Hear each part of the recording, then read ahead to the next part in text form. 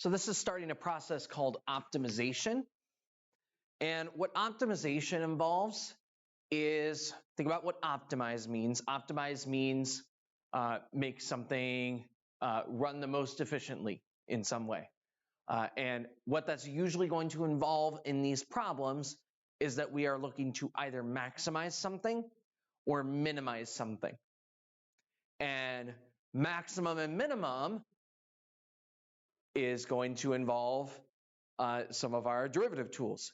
Take derivatives, set it equal to 0, figure out where we change signs. So that's what this optimization process is going to involve. So we have our step 1, identify what we have and what we need, draw a sketch. So a lot of these problems might talk about, rectangles or cubes, or maybe it'll have a function. And so we'll need to look at those and see what do we have. Then write a primary equation for what needs to be maximized or minimized. So we need to figure out, what am I trying to maximize or what am I trying to minimize? And there should be a formula for that. Then write the primary equation with only one independent variable. So that's a little wordy here. But the idea is that when we go to take the derivative, because that's what we're going to do to get our max min, take the derivative, set it equal to 0. When we take our derivative, we want to do that just in terms of one variable. Just in terms of a single variable so that it's easier to work with the derivative. So we will need to put the entire equation that we're trying to maximize or minimize in terms of one variable. And typically, on second equation, as it says there, there's another equation that'll help us do that. And you'll see what I mean as we go through the problems. This part of the problem is actually the difficult part. It's not the calculus. It is picking out and finding out how we're going to write everything in terms of one variable. That's usually the hard part of these problems. Then figure out a domain. If we get an answer for our max or min that's not in the domain, then we don't want it. And then finally, we come to our calculus, where we're going to take the derivative, set it equal to 0, make our sign chart, all that good stuff.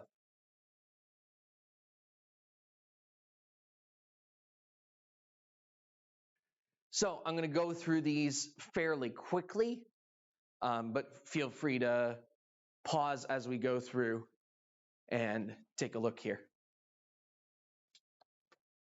as we go through these problems. So we're going to start with an open box. An open box means that as far as when we talk about the surface area, we don't have the top of the box. So we don't need to think about that when we do our surface area. So the nice part of this problem is that it's not very hard to see what we're trying to maximize or minimize because we're finding what produces the maximum volume. So what are we trying to optimize? Well, we're trying to do the maximum volume. We're trying to maximize our volume. What is our volume? Well, it's length times width times height. And our length and our width are both x. So we have x times h, or x squared h. What are our restrictions? Here's where the other equation comes in. Because the constraint that we have in front of us is that the box has a surface area of 108 inches squared. So that's going to give us another equation that we can use to write everything in terms of one variable. So we know that the surface area is 108, that it has to be 108. So x squared plus 4xh equals 108. And so what we're going to do is we're going to get the volume equation in terms of one variable. So we're going to look at which part of that is easiest to solve for. Well, looks like what's easiest to solve for is going to be h. So if we know that x squared plus 4xh is 108, way easier to get h by itself than to get x by itself. So we're going to get h by itself. Subtract x squared. We get 4xh equals 108 minus x squared. And then we're going to divide to get h being 108 minus x squared over 4x.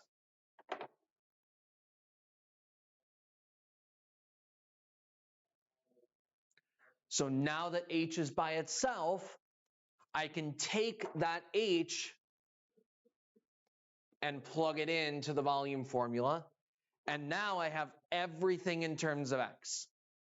I'm only worried about one variable when I go to take the derivative. That's the idea. So we're going to talk through the rest of the problem fairly quickly here, because I think that's the complicated part. So here's our volume equation now. We have x squared times our new thing for h, and you'll find that we have some x's canceling on top and bottom. And I'm going to kind of maneuver this around in advance because I know this is a way that makes taking the derivative a little bit easier when we get there. Domain, we want to think about what we can put in for x. Well, we should only put in things that will create our volume being positive. So we don't want negative measurements. We don't want 0. And you'll also find, although it's not going to come up in this problem, you'll also find that we can't put anything bigger than 6 square root of 3 in there. The reason that is because if you put anything bigger than that in for x, it'll make your h have to be negative. And we don't want that. So that's why the 6 square root of 3 is the largest value. But it won't come up in your solving process. The main thing is that my x has to be positive here, because we can't have a negative distance of our box. So we want to keep that in mind when, here comes the calculus part of the problem, we're going to take our derivative, set it equal to 0. So here's our derivative, set it, there's our derivative. We're going to set it equal to 0. I'm going to go ahead and factor out a 3. We want to know when that's 0. That's 0 at 6 and negative 6. And here's where my domain comes in, where I say, you know what? We don't want our negative 6 in the problem, because we want our x to be positive. So we're going to keep our positive measurements. And make your sign chart. We're double checking that we're looking for a maximum, so we're making sure that it's a maximum. And if we make our sign chart into our derivative, remember we plug this into the derivative. If I pick a point between 0 and 6, that may be 1. We have 36 minus 1, that's positive. But if we plug in something like 7, then it overtakes it, the x squared overtakes it, and now it becomes negative. So we're changing from positive to negative, so that is indeed a maximum. We can get h now that we have x, because we have h in terms of x, so just plug 6 in for x and get our height. And so our dimensions are going to be 6 by 6 by 3. X is 6, h is 3. So that's our dimensions that give us the maximum volume.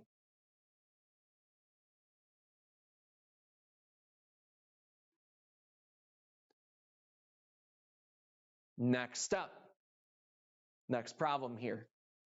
Again, we're going fast. Feel free to pause and write down at any point here. Find the length and width that has a given area and a minimum perimeter. Minimum perimeter. So if we're looking at what are we trying to maximize or minimize, that tells us we're trying to minimize perimeter. So we're going to write out our perimeter formula, but we're also going to write out the constraint. This is what will let me solve in terms of one of the variables. Our constraint is that the area is 64, and if we have a rectangle, then area of a rectangle is length times width. Perimeter is twice the length plus twice the width. So those are the two equations that we have. And we're going to take this and turn it into our perimeter equation with one variable. So I'm going to choose to put everything in terms of W. So I'm going to solve for L by dividing by W over here on the right, and then over on the left, substitute that in for L. And now we have one equation written in terms of one variable. So here comes our calculus. I'm going to rewrite that a little bit. Take the derivative, set it equal to 0. Spoilers, you can see we're going to get 8. But let's look at how we get that. Our derivative, remember this 128 over W, this piece right here is 128 W to the negative first. So that's how we get it being negative 128 W to the negative second. And then derivative of 2W is 2. When is that 0? Well, let's subtract 2. Let's multiply by the W squared to get rid of the fraction. We'll divide by the negative 2, and that gives us positive 8 or negative 8. Again, we want to think about our domain. We probably don't want our negative width happening here. So we want a positive answer. And now we're going to plug in and make our sign chart.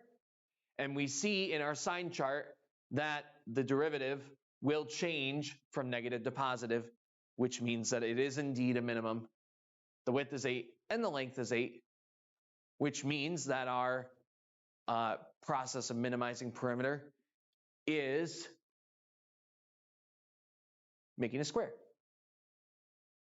A square is what will minimize the perimeter in my rectangle. So to recap that one more time, because I know we're going fast here. We looked at what we needed to maximize or minimize. We know that the area needs to be 64, so that gives me a way to put it in terms of one variable. So we're going to take that in terms of one variable and rewrite it all in terms of W. And then we move on to our calculus, taking the derivative here, setting it equal to 0, and finding where those points are.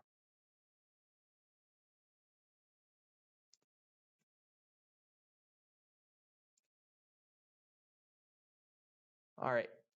So far, it has been fairly straightforward as to what we are trying to maximize or minimize. This one's a little bit trickier. Which points are closest to 0, 2? If we're looking for the points that are closest, well, what tells me how close something is to a point? Well, that's going to be our distance. And if we're looking for it to be the closest possible, that means that we're looking for a minimum.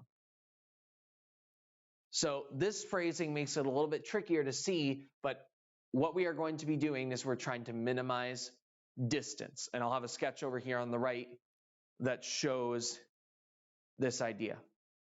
So we're trying to minimize distance.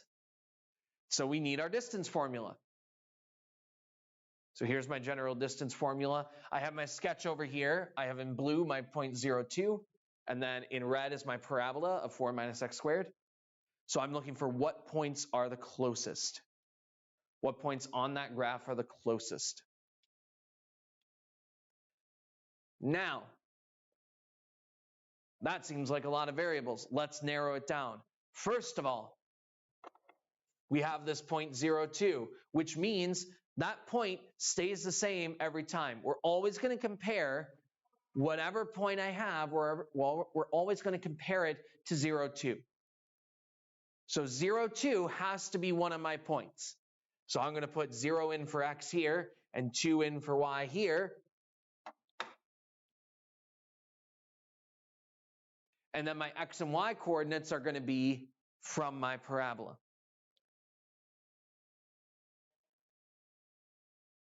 So at this point, I've gone from 4 variables to 2 variables because 0.2 stays constant. That's always one of the points. So now I just need to have one variable solved for in terms of the other variable. And the good news is that we have that. Because we're dealing with our parabola here in red, which is y equals 4 minus x squared. We know that y equals 4 minus x squared. So now we have y written in terms of x. Let's go ahead and substitute that in.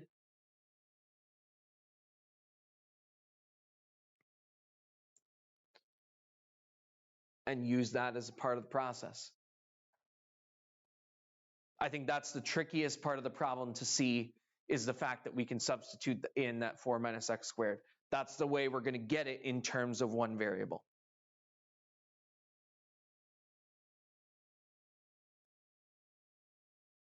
All right. Now, here comes our speed round where we use some algebra and some calculus to get our minimum. So, first of all, if I square all this out and combine my like terms, here's what I get. So we have the derivative with our square root and our chain rule happening there. So we want to figure out where this is 0. This bottom is never going to be 0. So we're looking for where the top is 0. Here's the top. We're looking for where that is 0. That happens at 0 and at plus or minus square root of 3 halves. So that's what gives me my sign chart. Notice this time my domain is all real numbers. I can have negative x coordinates. This time negative values for x don't bother me because we're just on a graph. So we can have negative measurements. So we have square root of 3 halves. We have 0. We have square root of 3 halves over here. But this one is negative. There we go. And here's what you'll find. If you want to pause and make your sign chart now, I'll give you a few seconds to do that before I go on.